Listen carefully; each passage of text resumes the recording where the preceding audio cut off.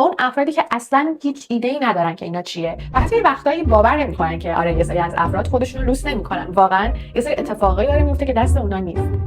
یه وقتایی خیلی حالم بده.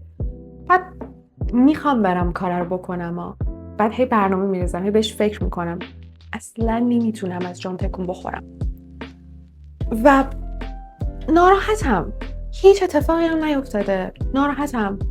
اصلا میشونم بابت همون اتفاقی که نیفتاده گریه میکنم. بعد احساس میکنم که چقدر آدم ضعیفیم. اوایل این اتفاق که میافتاد نمیدونستم چیه، گیج کننده بود. بعد دیدم نه، هر ماه داره تکرار میشه. بعد هر ماه داره قبل از پریودم تکرار میشه. بعد دیدم یه اسم داره، اسمش PMS. بهش میگن سندروم پیش از قاعدگی. ما قراره امروز راجع به PMS و یا PMDD و یا سندروم پیش از قاعدگی توی این ویدیو صحبت کنیم. سلام، من ریحانم، پزشک عمومی. من هم فائزم، پزشک عمومی. سندروم پیش از قاعدگی یا PMS چیه؟ این سندروم در واقع مجموعه‌ای از علائم جسمی و رفتاریه که یک خانم به صورت دوره‌ای در نیمه دوم چرخه قاعدگیش تجربه میکنه. PMS به صورت خفیف خیلی شایعه و حدود 75% از خانم‌هایی که چرخه قاعدگی منظم دارن PMS رو تجربه میکنن. اما اگر این حالت شدید بشه به طوری که روی کیفیت زندگی فرد تأثیر زیاد بذاره و اختلال ایجاد کنه تو فعالیت‌های روزمره اون فرد، دیگه میشه حالت اختلال دیسفوریک پیش از قاعدگی یا PMDD. این اختلال شیوعش خیلی کمتره و حدود 3 تا 8% از خانم‌ها فقط اونو تجربه میکنن و یک بیماری مزمن محسوب میشه و نیاز به مداخله بیشتر داره. خوشبختانه با وجود روش‌های درمانی، داروها و اقدامات مراقبت فردی شما میتونین تا حد زیادی این علائم رو کنترل کنین تا تجربه بهتری از چرخه‌های قاعدگیتون داشته باشین. بافت‌های سراسر بدن ما نسبت به هورمون‌هایی که توی چرخه قاعدگی ترشح میشن و بالا پایین میشن حساسن.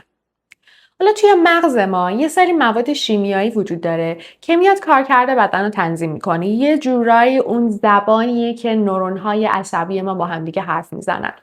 یکی از این مواد سروتونینه که کارش چیه؟ تنظیم خلق و خوی بدن ما.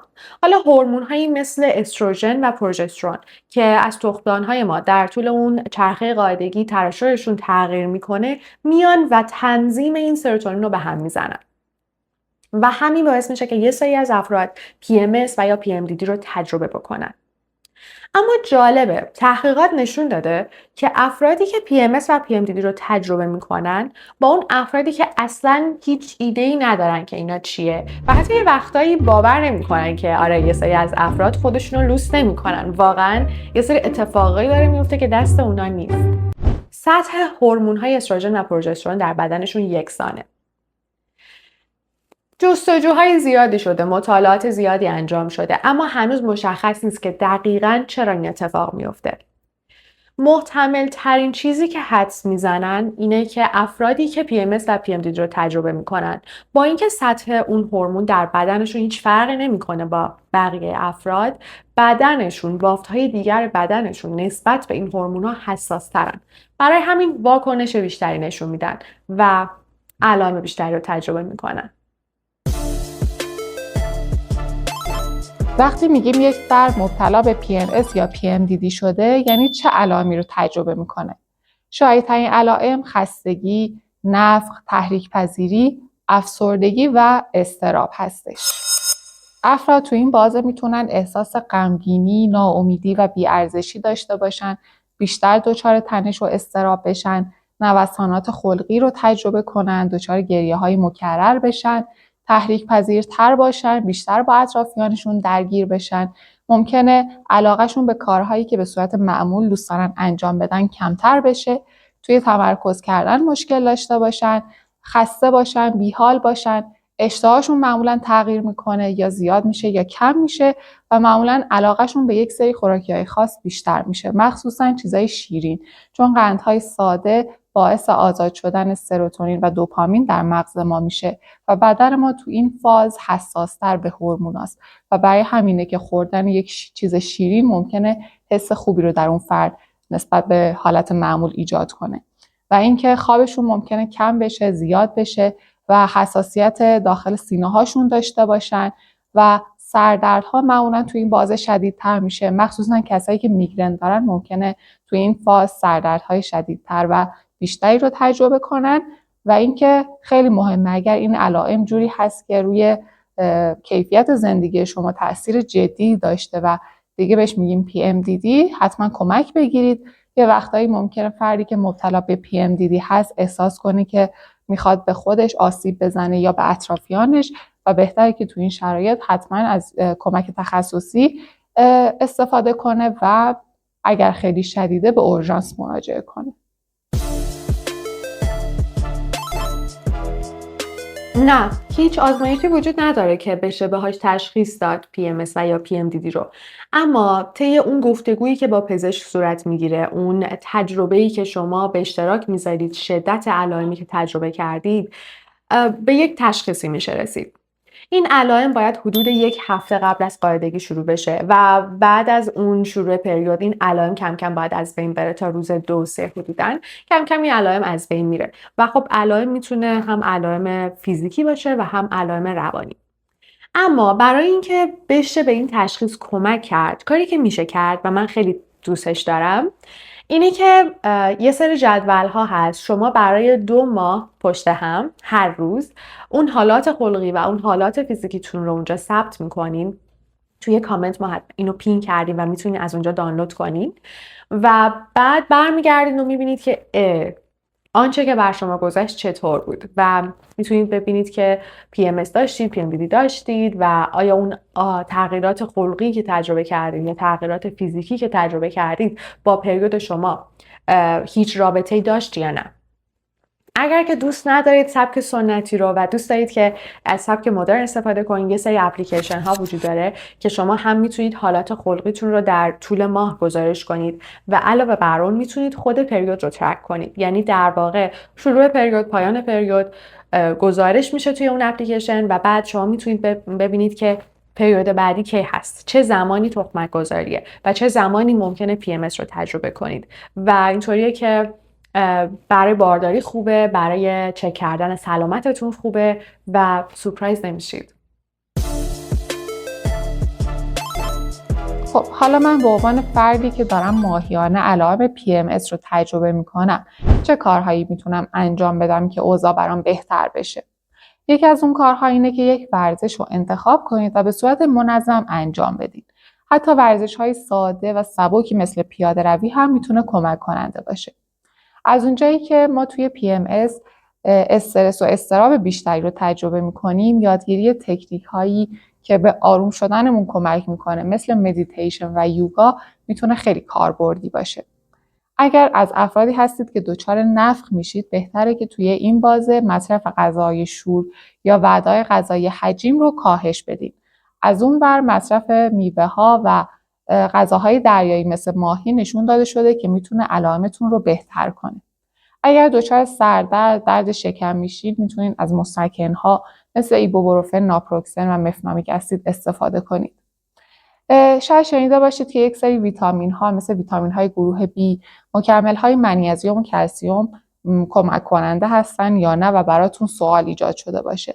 به صورت قطعی توی تحقیقات نشون داده نشده که اینها تاثیر مثبتی دارن. برای همینه که بهتره روی تکنیک های قبلی تمرکز کنیم. خب اینا کارهایی بود که برای بهتر شدن خودمون میتونیم انجام بدیم. اما اگر دوستمون، پارتنرمون، یکی از اعضای خانوادهمون درگیر PMS یا PMDD هست، چه کمکی میتونیم بهش بکنیم؟ اولین و مهمترین نکته اینه که احساساتش رو واقعی بدونیم و درکش کنیم. با اینکه خیلی از این احساسات به خاطر تغییرات هورمونی داخل اون فرد ایجاد میشه، اما با این وجود این تجربه واقعیه و اون فرد واقعا حال خوبی نداره. پس با کنارش بودن و درک کردن احساسات میتونیم خیلی به اون فرد کمک کنیم. اگر نیاز به کیسه آب گرم داره میتونیم براش تهیه کنیم. اگر هوس خوراکی خاصی داره میتونیم براش تهیه کنیم و اینکه یک دمنوش، نوشیدنی گرم تو این شرایط میتونه خیلی کمک کننده باشه. اگر بتونیم فشار کاری اون فرد رو با تقسیم کار و کمک بهش کم کنیم هم که خیلی عالیه. پس خیلی مهمه که کنار اون فرد باشیم و در این بازه نصیحت کردن و سرزنش کردن فقط تأثیر معکوس داره. احساساتش رو ارزشمند بدونیم و کنارش باشیم. برای درمان 2 دسته دارویی وجود داره که عمدتاً برای افرادی که PMDD یعنی اون نوع شدیدتر رو تجربه میکنن و در زندگی روزمرهشون اختلال ایجاد شده تجویز میشه. دسته اول به اسم SSRI ها معروف هستن که این دسته های دارویی یک سری داروهایی هستن که برای افسردگی و اضطراب هم تجویز میشن، مثل داروی سرترالین، داروی سیتالوپرام، داروی فلوکستین. داروهای بسیار خوبی هستن. حتما باید با پزشکتون مشورت کنید برای شروع این دارو و انتخاب داروی مناسب برای شما، چون افراد متفاوت با هم فرق میکنن. اما بعضی از این داروها به شکلی هست که شما میتونید فقط در دوره PMS و 10 روز قبل از پریودتون شروع کنید و بعدش استفاده نکنید. اما خب انتخاب دارو حتما باید با مشورت پزشک اتفاق بیفته. دسته دوم دارویی دسته داروهای ضد بارداری هستن.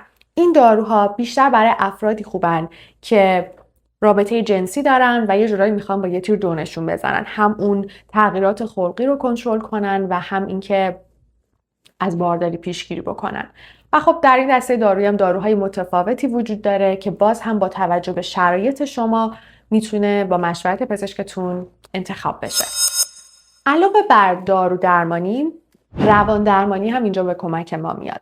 یک شکلی از روان درمانی وجود داره که روان درمانی شناختی رفتاریه یا CBT Cognitive Behavior Therapy که توی این درمان مسیری که با روانشناس و یا روان درمانگر طی میشه به این شکله که شناخت از شما اتفاق میفته، به شما کمک میکنه که شناخت بهتری از خودتون به دست بیارید و بعد از اون متناسب با اون شناختی که به دست آوردید نسبت به شرایط نگاه متفاوت‌تری داشته باشید و واکنش متفاوت‌تری بدید. پس رفتار شما عوض میشه.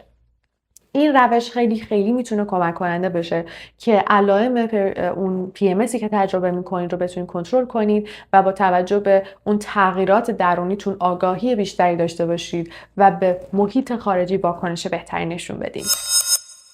خانم‌های زیادی هر ماه این مسئله رو تجربه میکنن، با این چالش دست و پنجه نرم میکنن، هر کس به شکلی و حتی ماه‌های پشت سر هم میتونه شبیه به هم نباشه، هر ماه میتونه شما رو سورپرایز بکنه.